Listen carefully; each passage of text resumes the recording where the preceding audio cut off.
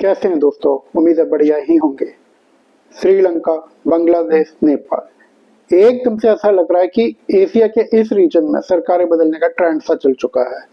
जनता एकदम से विद्रोही हो रही है, सरकारें रातों रात पलट रही हैं और ये ट्रेंड है, ये ट्रेंड रुक नहीं रहा, ये बढ़ता ही जा रहा है, ये स्पीड एंड प्रोसेस हो रहा है। आज का जो वीडियो है हम इसी प्रोसेस पे बात करेंगे कि क्या भारत उस लिस्ट में आता है, क्या कारण है इसमें प्रकृति का कोई रोल है या कल की लीला का भी कोई मैटर हो सकता है या फिर फॉरेन स्टेट्स एजेंट्स हैं, क्या है, उसी सब के बारे में आज सारे फैक्टर्स को समझेंगे। देखिए, डेवलपिंग कंट्रीज में ना एक ट्रेंड सा चल रहा है। ट्रेंड सा क्या चल रहा है? ट्रेंड ये चल रहा है कि जनरली पब्लिक फेड अप हो जाती है गवर्नमेंट से, और इसमें कोई ऑड थिंग नहीं है, नॉर्मल सी चीज है। सारी चीजें समझेंगे डिटेल में। देखिए, जनरली हो क्या रहा है, पब्लिक अपनी गवर्नमेंट से फेड अप हो जाती है एक लिमिट के बाद, क्योंकि पब्लिक की शिकायतें होती है। पब्लिक की अगर शिकायत है तो वो शिकायतें किससे करेगी? शिकायतें अपनी गवर्नमेंट से करेगी, नॉर्मल सी बात है।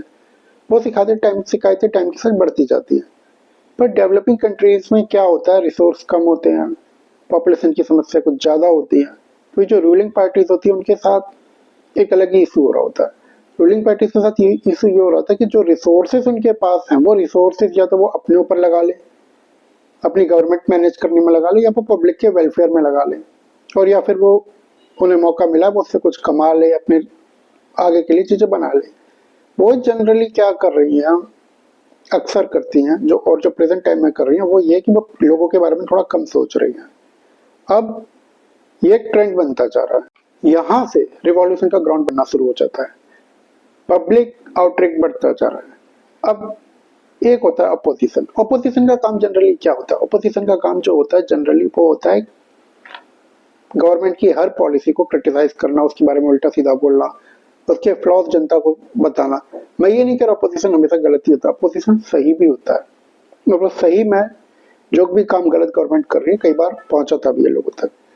लेकिन एक अच्छे अपोजिशन की क्वालिटी यही मानी जाती है, वो भाषण कितना अच्छा दे सकता है, स्पीच कितनी अच्छी दे सकता है, क्रिटिसाइज कितना अच्छा कर सकता है, और पब्लिक के फ्लॉज, जो भी डिसीजन में गवर्नमेंट के फ्लॉज है, वो कितनी अच्छी तरह पब्लिक तक पहुंचा सकता है। अब इस सब का डिसीजन मेकिंग से या प्रॉब्लम सॉल्विंग से कोई लेना देना नहीं है। तो एक अपोजिशन कितनी अच्छी तरह चीजों को रेजिस्ट कर पा रहा है, इसका यह बिल्कुल भी अर्थ नहीं है कि वो खुद उसमें आ जाएगा पावर में तो वो चीजों का सॉल्यूशन निकाल लेगा। हो सकता है वो ना निकाल पाए, हो सकता है उसके पास कोई सॉल्यूशन ही ना हो, पर फिर भी अपोजिशन का काम होता है कि पब्लिक का जो भी है फ्रस्ट्रेशन वो थोड़ा बढ़े ही, इसके अलावा और कुछ नहीं। ऐसा भी ना समझिए मैं गवर्नमेंट को सपोर्ट करूं। गवर्नमेंट कहाँ स्ट्रिक्ट पड़ी होती है? गवर्नमेंट स्ट्रिक्ट पड़ी होती है अपने आप को उस पोजीशन पे मेंटेन करने में, वो भी पब्लिक के बारे में बहुत ज्यादा नहीं सोच रही। रिवॉल्यूशन का ग्राउंड बनता जा रहा है, पर रिवॉल्यूशन अभी भी मिसिंग है, नहीं हो रहा। अब एक होता है फॉरेन एलिमेंट। फॉरेन एलिमेंट किसी भी कंट्री में काम करता है। मान लीजिए श्रीलंका, बांग्लादेश, नेपाल, तीनों के लिए इंडिया एक फॉरेन एलिमेंट था, फॉरेन कंट्री थी। अब कोई भी कंट्री होती है वो दूसरी कंट्री में तब इंटरेस्टेड होती है जब उसका कोई इसमें हित जुड़ा हो, कोई हिडन वेस्टेड इंटरेस्ट हो, तब वो जाके उसमें इंटरेस्ट लेती है। अब यहाँ पर क्या है, जैसे फॉर एग्जांपल आप श्रीलंका लीजिए। श्रीलंका में 3 कंट्रीज के प्राइम इंटरेस्ट थे, भारत, चाइना और अमेरिका। भारत जनरली दूसरी कंट्रीज के मैटर में अपनी टांग नहीं अड़ाता। उसके पीछे बहुत सारे रीजन है कि भारत में जो भी गवर्नमेंट आती है उसे अपने ही लोगों से ज्यादा निपटना पड़ता है, अपने ही उसके मामले उतने होते हैं, वो उन्हीं को हैंडल करती रह जाती है। अब रह गए चाइना और अमेरिका। चाइना जनरली उन्हीं कंट्रीज में इन्वॉल्व होती है जिसमें वो डायरेक्टली इन्वॉल्व हो सकती है, जो उसके आसपास हो, जो नेबरिंग कंट्रीज हो, उन्हीं में ज्यादा एंटर करती है। बट अमेरिका का क्या है, वो हर कंट्री में घुसने की कोशिश करती है। उसे अपना वहां पे मिलिट्री बेस नजर आता है या कोई और बेनिफिट होता है, कुछ ना कुछ वो उसकी ग्लोबल पावर को मेंटेन करके रखता है। कोई भी कंट्री अगर किसी और कंट्री में इन्वॉल्व होती है तो उसका एक बहुत बड़ा डिसीजन होता है कि जो भी न्यू गवर्नमेंट आएगी वो उसके फेवर में रहेगी या उसके अगेंस्ट रहेगी। इसे कहते हैं फॉरेन एलिमेंट सक्रिय होना। अब जो रूलिंग पार्टी होती है, जो भी रूलिंग पावर है, उसके हाथ में मीडिया, मिलिट्री, इकोनॉमी, सारी कंट्रोलिंग एजेंसी सब होते हैं। तो इतना आसान नहीं होता अपोजिशन के लिए, पब्लिक के लिए रूलिंग पार्टी से लड़ना, उलझना, तो ये सारी पावर उन्हीं के हाथ में है। अब इसमें यहाँ पे सक्रिय होते हैं फॉरेन एलिमेंट्स।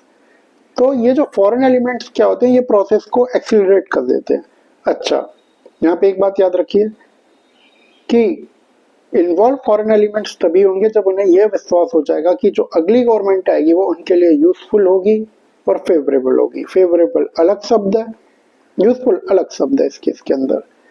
अब चलिए, हम अभी तक थर्ड वर्ल्ड कंट्रीज की बात कर रहे थे, वहां पे एक जनरल पैटर्न फॉलो हो रहा है। पैटर्न क्या है कि पब्लिक फेडअप हो रही है गवर्नमेंट से, गवर्नमेंट अपने ऊपर पैसे बर्बाद कर रही है, खुद अमीर हुई जा रही है, पब्लिक के बारे में नहीं सोच रही। फिर अपोजिशन आता है, रिवॉल्यूशन हो रहा है और वहाँ पे डीप स्टेट की बात की जा रही है, ये सब हो रहा है। पर अब आप यह बताइए मुझे कि फिर यूरोप में क्या हो रहा है। यूरोप में फ्रांस, जर्मनी, ब्रिटेन, तीनों कंट्रीज इन प्रॉब्लम है।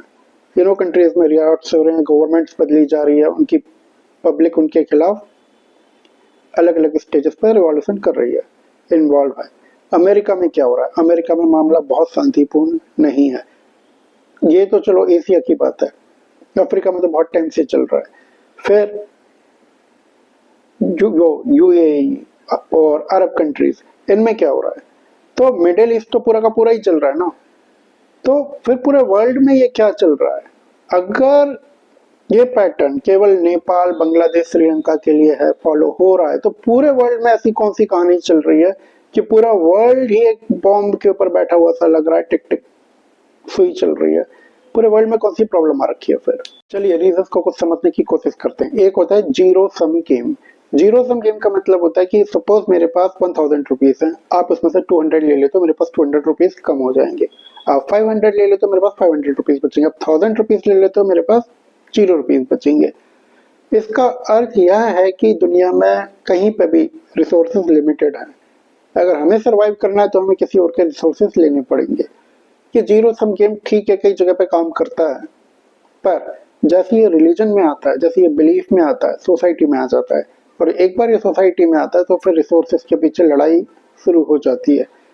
किसी एक पंथ, समुदाय, ग्रुप को यह लगता है कि वो सरवाइव तभी कर पाएगा जब वो दूसरे लोगों के रिसोर्सेस अपने हाथ में ले लेगा, नहीं तो उसके सरवाइव करने का कोई चांस नहीं है। यह प्रॉब्लमेटिक होता है।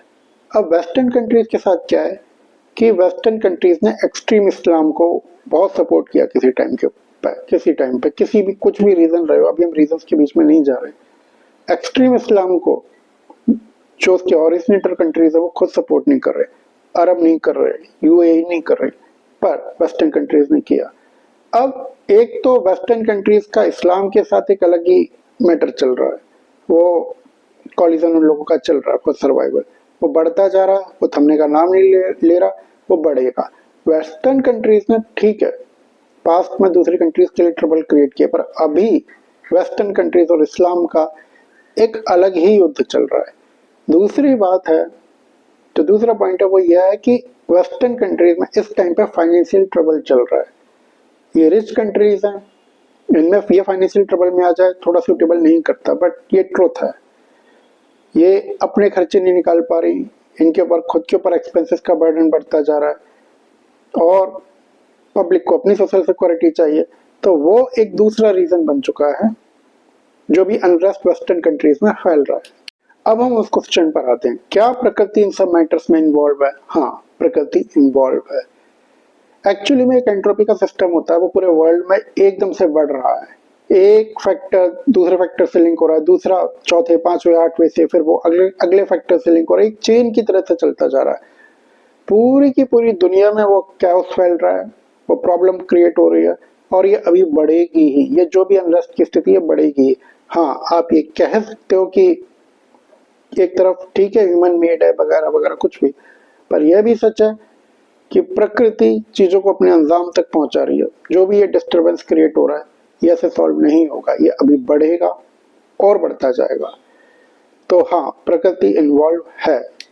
अब प्रश्न यह आता है कि क्या यह सारा प्रोसेस इंडिया में भी चल रहा है? क्या फॉरेन एलिमेंट्स इंडिया में भी सक्रिय है या प्रकृति इसमें भी इंडिया के साथ भी खेल रही है? कोशिश करते समझने की। पब्लिक के अंदर इंटरेस्ट बढ़ता जा रहा है, बेचैनी बढ़ती जा रही है, मामला थोड़ा गंभीर ही होता जा रहा है क्योंकि कई समस्याओं के समाधान नहीं निकल रहे हैं, वो प्रॉब्लमेटिक होते जा रहे हैं। अपोजिशन तैयार खड़ा है और बहुत सारी सिचुएशंस है जो आउट ऑफ हैंड जा रही हैं। पर सबसे पहले हम आते हैं फॉरेन एलिमेंट्स में। फॉरेन एलिमेंट्स किसी भी गवर्नमेंट में, किसी भी कंट्री में, पहले तो इंडिया बहुत बड़ी कंट्री है, छोटी कंट्री तो है नहीं, तो कोई छोटी कंट्री इन्वॉल्व हो भी नहीं सकती इंडिया के मैटर्स में। फिर अब जो बड़ी कंट्रीज रही like America, China, Europe continent है वो अपने मैटर्स में उलझा पड़ा है। अब बात रहेगी अमेरिका और चाइना की। अमेरिका और चाइना इंडिया के मैटर्स में तभी इन्वॉल्व होंगे जब उन्हें यह पक्का ट्रस्ट हो कि जो नेक्स्ट गवर्नमेंट आएगी वो उनके फेवर की होगी, उनका साथ देगी, उनके लिए यूजफुल होगी, उनके लिए फेवरेबल होगी। फेवरेबल की बात बाद में आती है। जो भी नेक्स्ट गवर्नमेंट आएगी उसकी कोई गारंटी नहीं है वो टिकेगी भी या नहीं, क्योंकि नेक्स्ट गवर्नमेंट जो है वो अपोजिशन से बनेगी। बीजेपी से अभी आप थोड़ा सा साइड कीजिए, अपोजिशन एक बार सोच के चलिए। अपोजिशन एक नहीं है, अपोजिशन बहुत डिस्ट्रीब्यूटेड है, आपस में उलझा पड़ा है, उनके अपने ईगो इशूज हैं। अभी वो अपोजिशन में है तो वो यूनाइटेड दिखाई देते हैं, पर जैसे ही एक बार उनके हाथ में पावर आएगी वो पावर बचा नहीं पाएंगे। Arvind Kejriwal already India alliance से अलग हो चुके हैं, ममता बनर्जी को अपना खुद को सेंटर में रखना है। फिर ऐसे ही हर स्टेट और कांग्रेस के बीच में बहुत मैटर है, और कांग्रेस का जन आधार अब नहीं है। तो ये सारी बातें जो हम यहाँ पे बता रहे हैं वो फॉरेन गवर्नमेंट्स ऑलरेडी कैलकुलेट कर चुकी होगी। उनके हिसाब से ओपोजिशन को लेके आना उनके लिए बिल्कुल भी फेवरेबल नहीं है। तो आप ये भूल जाइए कि फॉरेन गवर्नमेंट्स इंडिया में बिल्कुल भी सक्रिय होंगी, कुछ भी करवाने में नहीं होंगी। हाँ, जो सक्रिय होंगे, जो एक्टिव होंगे वो होंगे कार्टल्स। कार्टल्स क्या होते हैं? कार्टल्स वो ग्रुप होते हैं जिन लोगों के सिमिलर इंटरेस्ट होते हैं, बिजनेसमैन, पॉलिटिशियंस, इन सबको मिला के, ब्यूरोक्रेट्स, कुछ पावरफुल लोगों को मिला के बनते हैं, और इन लोगों के सिमिलर इंटरेस्ट होते हैं। तो कुछ बिजनेसमैन, पॉलिटिशियंस, इन सब के कुछ ऑर्गेनाइजेशन, इन सब के इंटरेस्ट होंगे कि गवर्नमेंट गिरे और वो आके गवर्नमेंट बना पाए। कार्टेल क्या कर रहा है? कार्टेल बस चेक कर रहा है कब सिचुएशन बनेगी और उसके लिए अपने आप को तैयार कर रहा है। अब आते हैं कार्टेल पर। कार्टेल अपने मिशन में सक्सेसफुल हो जाए, कार्टेल को दो एक्टिविटीज की जरूरत पड़ेगी। या तो कुछ पार्टीज, कुछ पॉलिटिशियंस पाला बदल लें, उस तरफ पहुंच जाएं, या फिर पब्लिक में अनरेस्ट बहुत ज्यादा बढ़ जाए, बेचैनी बहुत ज्यादा बढ़ जाए कि वो रिवॉल्यूशन का आधार रखते। तीसरा एक और तरीका है, वो है कि बीजेपी के अंदर खुद ही अंदर इतनी कलह हो जाए कि बीजेपी खुद ही बिखर जाए। पर कार्टेल को सक्सेसफुल होने के लिए बहुत दिक्कतों का सामना करना पड़ेगा, क्योंकि पावर सारी किसी और के पास है। इन्होंने एक बार कोशिश की थी कार्टेल ने, अनिल अंबानी के ऊपर केसेस खुल गए, धनखड़ जी निपट गए, फिर अनंत अंबानी के ऊपर भी आंच आ गई। तो कार्टेल का एकदम से सक्सेसफुल होना बहुत इजी थिंग नहीं है। कार्टेल क्या करेगा? कार्टेल बस वेट करेगा। कार्टेल वेट करेगा कि पब्लिक में इंटरेस्ट पड़े और गवर्नमेंट की जो होल्डिंग पावर है, जो रूलिंग पार्टी उसकी होल्डिंग पावर है, वो पकड़ को थोड़ी कमजोर हो। तो कार्टेल बस वेट करेगा इन चीजों के लिए। कार्टेल ने हर चीज कैलकुलेट की, बहुत सही तरीके से कैलकुलेट की, पर कार्टेल कहाँ रह गया? कार्टेल कल्कि अवतार की एंट्री कैलकुलेट नहीं कर पा रहा। कल्कि की एंट्री वर्ल्ड लेवल पर पॉलिटिकल, इकोनॉमिकल, सोशल, हर लेवल पर बहुत चेंजेस करेगी, सब कुछ पलट के रख देगी। और कोई इम्पैक्ट चालू कहाँ से होगा? वो इम्पैक्ट होगा इंडिया से। तो इंडिया पर सबसे पहला असर पड़ेगा। अब वो जहां उन्होंने मिस कैलकुलेशन की है वही उन्हें सबसे ज्यादा दिक्कत फेस आने वाली है, सबसे ज्यादा। कल्कि के आने के बाद एक चीज क्लियर हो जाएगी कि सारी की सारी पावर जानी किसे है, पब्लिक टू पावर सेक्टर, सबको क्लियर होती चली जाएगी। तो ये जो भी सिचुएशन चल रही है इंडिया में, इंडिया के बाहर, इंडिया में थोड़ी डिफरेंट है, हर देश की अपनी अपनी सिचुएशन है, हर देश की थोड़ी थोड़ी डिफरेंट है। ये जो भी सिचुएशन चल रही है, यह सिचुएशन प्रकृति कल्कि की एंट्री के लिए ऑल ओवर द वर्ल्ड बना रही है, स्टार्टिंग फ्रॉम इंडिया। अब आपको क्या करना है, मतलब आपको और हमें क्या करना है? हमें और आपको कुछ नहीं करना, हमें एक नए ह्यूमन की एंट्री के लिए वेट करना है। इस सारे सीनरियो में जो चल रहा है, एक ऐसा ह्यूमन जैसे हमने और आपने इससे पहले कभी ना देखा हो, बिल्कुल भी ना देखा हो, नाम भी ना सुना हो। तो बस उसके लिए ग्राउंड तैयार हो रहा है। और हाँ, ज्यादा टाइम नहीं है, ये जो साल चल रहा है आपका, ये कौन सा सितंबर है ना मंथ, इसी में बहुत चेंजेस आपको दिख जाएंगे। अभी टाइम बाकी है, ये साल खत्म होने में अभी धरती को अराउंड 135 डेज तो घूमना ही है, 135 बार।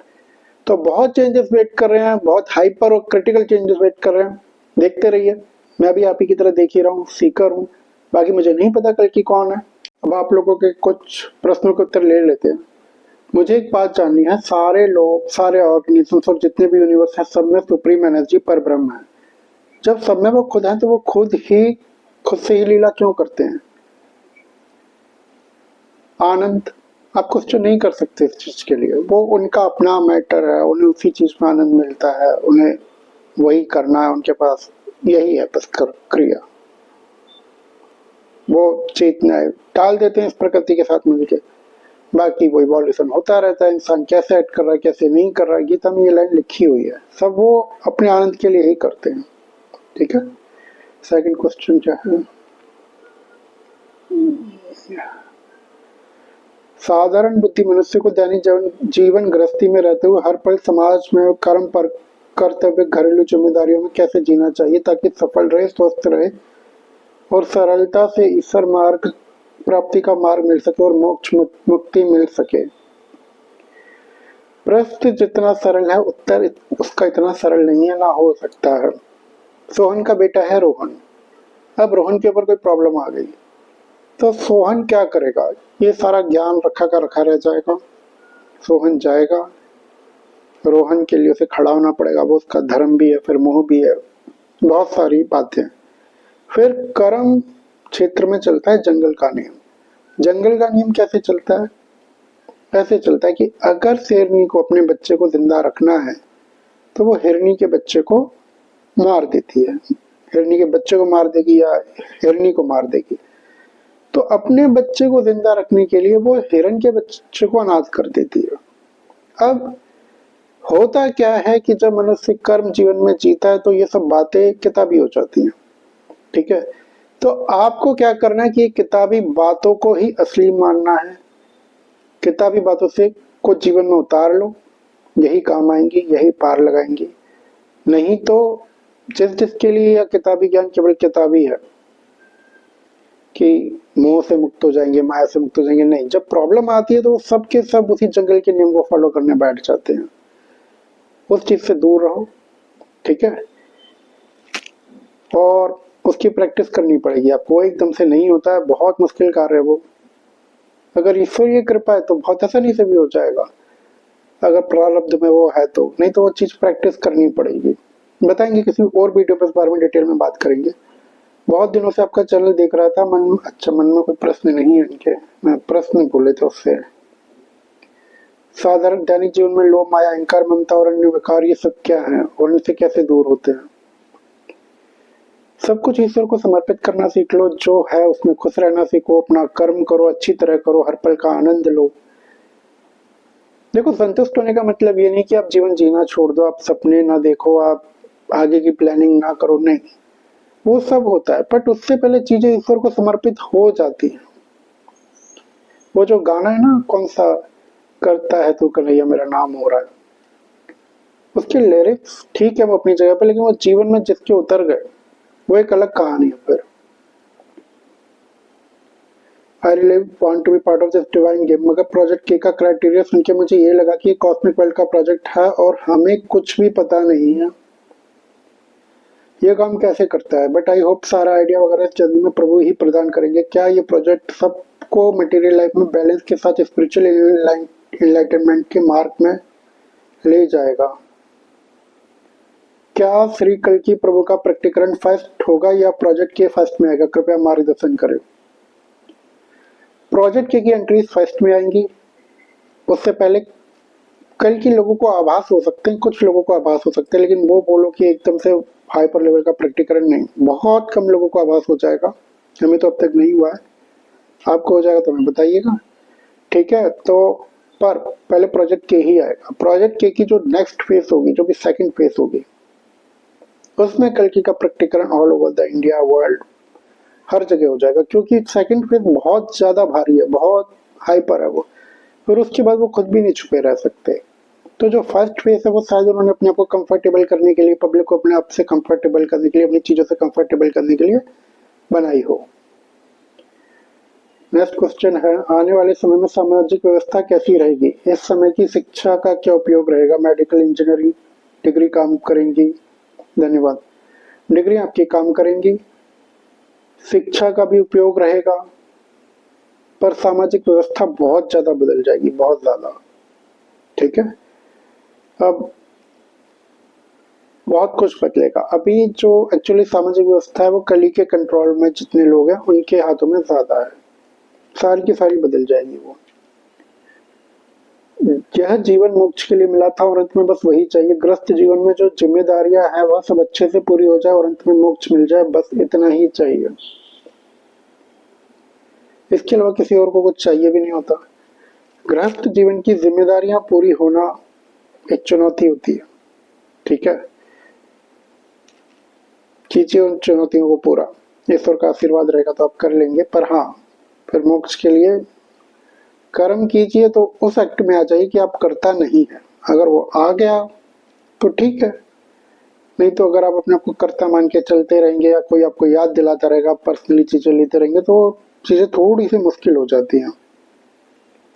कपट तो फिर भी चला जाता है, मगर अहंकार कब आ जाता है खुद को भी पता नहीं चलता। बाद में फील होता है हम कहाँ गलत थे। मैं आपको अवतार के कॉन्सेप्ट से समझाता हूँ। अवतार के दिमाग में ना ये बहुत पहले भर जाता है कि वो करता है ही नहीं किसी चीज के, वो एक्टर है ही नहीं, एक्ट वो कर ही नहीं रहे, उनके थ्रू कोई और एक्ट कर रहा है। जब अवतार के दिमाग में ये चीज भर जाती है ना, उनकी ब्रेन वॉशिंग हो चुकी होती है। ठीक है, तो उनके लिए कर्ता कौन है? उनके लिए कर्ता कोई और है, नारायण है या पर ब्रह्म है। कर्तापन आप खत्म कर दीजिए बस। ठीक है, अहंकार दूर दूर तक नहीं आएगा, बिल्कुल भी नहीं आएगा। हाँ, और क्या है, क्या यह प्रोजेक्ट के आने के बाद जो दुनिया होगी इसके हिसाब से ठीक होगा? क्या आप मार्गदर्शन कर सकते हैं कि अगर हम बिजनेस करना है तो कौन से फील्ड में करें और कैसे करें? बहुत ज्यादा टाइम नहीं लगेगा प्रोजेक्ट के को आने में। ठीक है, आप जिस भी फील्ड में कर रहे हैं, आपने ई कॉमर्स और आई के फील्ड में बोला है, हाँ आप स्टार्ट कीजिए। क्या पता आप प्रोजेक्ट के में ही कुछ हेल्प करवा दें। कलयुग में सब लोग ही लगभग कली के प्रभाव में है। How to overcome this? आप कली के प्रभाव से बाहर निकलिए, बस आप निकलिए। आप निकलेंगे तो एक आदमी कम हो जाएगा कली के प्रभाव का, ऐसी सारी दुनिया निकल आएगी। कल्कि की राइजिंग के बाद तो देखिए जो होना है सो होगा। ठीक है, फिर तो वो मास अवेकनिंग होगी, सब कुछ बहुत तेजी से बदलेगा। बट पर्सनल लेवल पे आप अपने आप को उस चीज से अलग कीजिए। Do you seriously think today's humans have a right to join a project and work with that soul who has already faced problems just because for today greedy fellows? But gentlemen, moreover, you always talk about media entity. If you have a chance to share us what exactly that entity had done with him and why they had taken back a step, what is the cause behind it? मैंने वो सब share किया है किसी video में। अगर मैं इस वीडियो में शेयर करूंगा तो डिटेल में चला जाएगा, मुझे याद नहीं रहता कौन सी वीडियो में मैंने क्या शेयर किया है, पर फिर भी आपको कुछ बातें बता देता हूँ कि देखो, ह्यूमन का ना एक एटीट्यूड होता है, वो एटीट्यूड आप समझो और बस उतना समझ लो। आप मटेरियली किसी लेवल पे हो, ठीक है, आपकी इनकम 5 लाख रुपीज है पर मंथ है, आप उस हिसाब से अर्निंग कर रहे हो। अब कोई रोहन है, वो आपसे कम कमा रहा है, 50,000 रुपीज पर मंथ पे वो। आप रोहन से जेलसी नहीं कर रहे, आप रोहन से परेशान नहीं हो। ठीक है, रोहन ठीक है 50,000 रुपये पर मंथ कमा रहा है, आपसे नीचे के लेवल पे है। रोहन आपके लेवल पे आता है तो जो भी आपका के साथ रिश्ता था वो रिश्ता खराब होगा ही होगा। वो रिश्ता मतलब वो जो भी आपका रिश्ता था, पहले थोड़ा प्रेम वगैरह था आप दोनों के बीच में, अब वो क्या हो जाएगा, वो जेलसी में बदल जाएगा। अब रोहन आपसे आगे निकल जाता है। अब वो 50 लाख रुपीज पर मंथ कमा रहा है, आप 5 लाख रुपीज पर मंथ कमा रहे हो। 50 लाख पर मंथ जाओ, 15 लाख पर मंथ कमा रहा है, आप 5 लाख कमा रहे हो। तो जब वो आपके बराबर आया, जो प्रेम था वो जेलसी में बदला, वो 15 लाख पर मंथ पे आया, तो भी वो जेलसी है आपके अंदर, तो भी वो परेशानी है। अब 50 लाख से मान लो 1 करोड़ पर मंथ पे पहुंच गया, तो आपकी वो जो जेलसी है ना, वो वापस प्रेम में बदल जाएगी। वो प्रेम में ऐसे बदल जाएगी कि आप ये सोच लोगे उस जगह पे जाके कि अभी आदमी इतना ऊंचा निकल चुका, मैं इसकी बराबरी तो मैं कर नहीं सकता। जो भी इंसान मटेरियली में जी रहा है, उस सांसारिक जीवन में जी रहा है, हर कोई इस प्रक्रिया से गुजरता है, हर कोई। आप एक बार अपने आप को एनालाइज करके देखो, अपने आसपास के लोगों को एनालाइज करके देखो।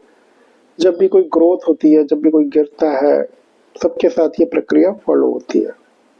वो लोग कोई अलग से नहीं थे, वो लोग कोई आसमान से उठ के आए देवदूत नहीं थे, वो भी इस कली की लीला का हिस्सा ही थे। ये कलयुग चल रहा है, वो भी इस सारी माया में आ गए। ठीक है, अब उन्होंने क्या किया क्या नहीं किया वो सब जाने देते हैं अभी।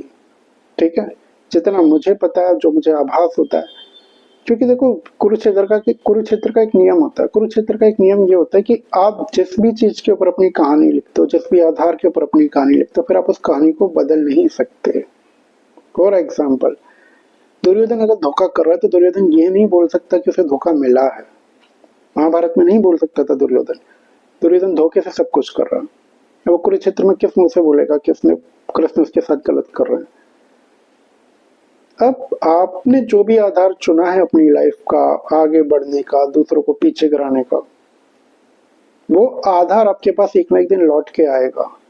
और जिस दिन वो लौट के आएगा, वही चीज लौट के आएगी। आप यह क्लेम नहीं कर सकते कि आपके साथ ये गलत हो गया, आपके साथ वो गलत हो गया, कुछ नहीं।